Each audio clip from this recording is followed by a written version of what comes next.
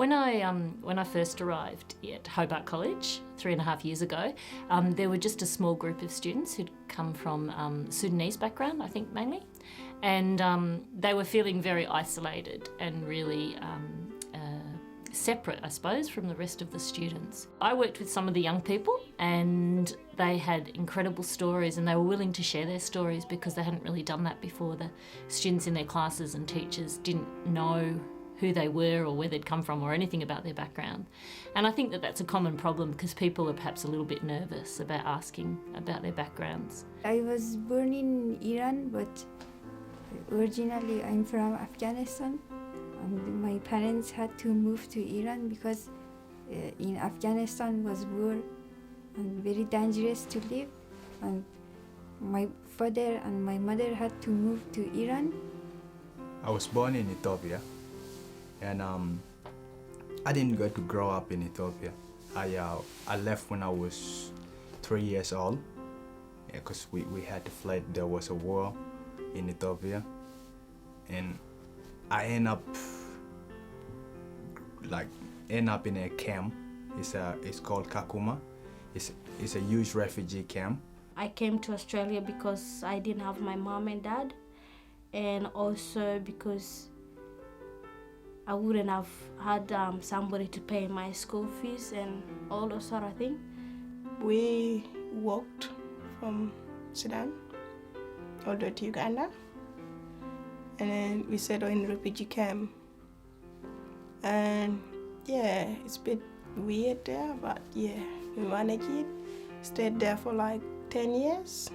Being a kid that grown up in some places that you barely knew is not good compared to growing up in your home, because I never get to see Sudan, and that's my home. Jeannie realised in order to help these students, it was important for their voices to be heard. So she sat down to listen and help them document their own personal stories. Maybe that's a good thing. When I met Jeannie, so she actually think we have to write things like that. We have to write it down so that, like, you know, like she said that, like, you know, Australians, like we ignore things because we don't really understand. We don't know what people went through.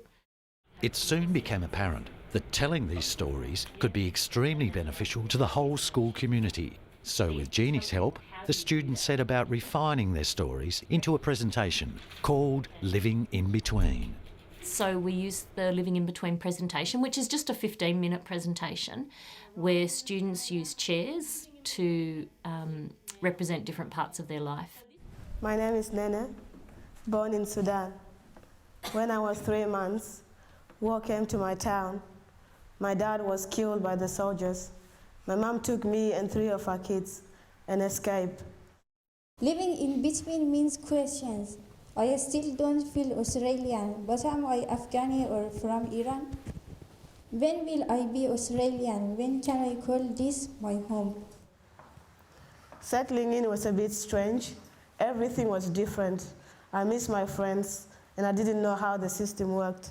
I started school, I made friends, and I just knew my life here would be okay. I'm getting used to the Australian culture. I'm taking the good thing from this culture and putting them together with the good thing from the African culture. It is so great because I know 2 ways of living, and I just loved it. I look back at my life. I'm so happy that I am here. I'm so happy to be alive. I have human rights here. I really want to help others to feel this too. Thank you for listening to me.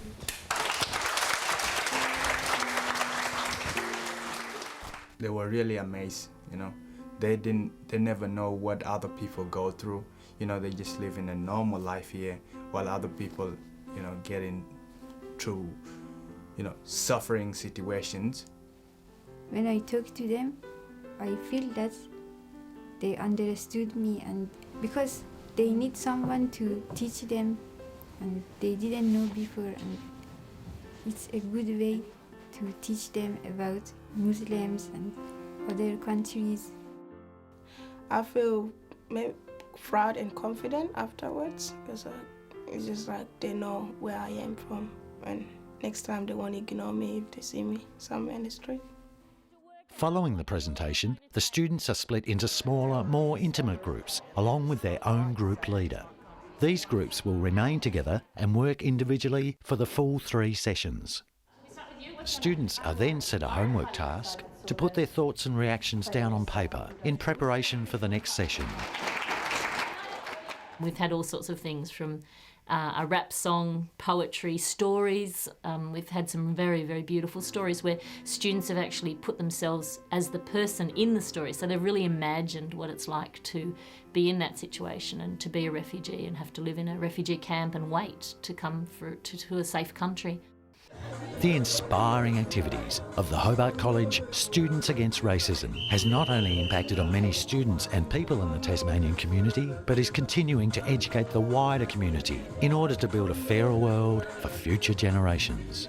Giving students that opportunity, it actually liberates them and they feel more empowered and more connected. And I think that that's what's happened in Hobart.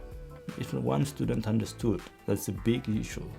And all students will be understand step by step because they tell each other one by one and they understood.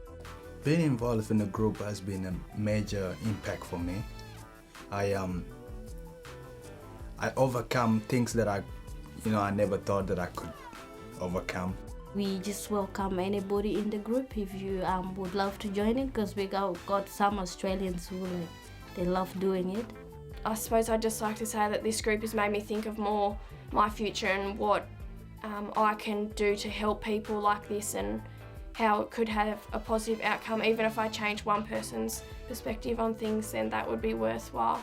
I think being in Students Against Racism has affected me hugely. I mean, before I was quite judgmental, even just about Australian-born people. It would just be seeing someone who's different and be like, oh, what's wrong with them, sort of thing. But now I sort of take it upon myself to think, okay, well, you don't know this person, you don't know what they've been through, they could have, been through anything. Now I know how to work in a team group and how to be a leader. It's very good. My expectation of being in this group is to change the world and to let other people know there's things that are happening in some other places. And I think I'm doing that, by being in this group, by telling my stories to the audience that we go to.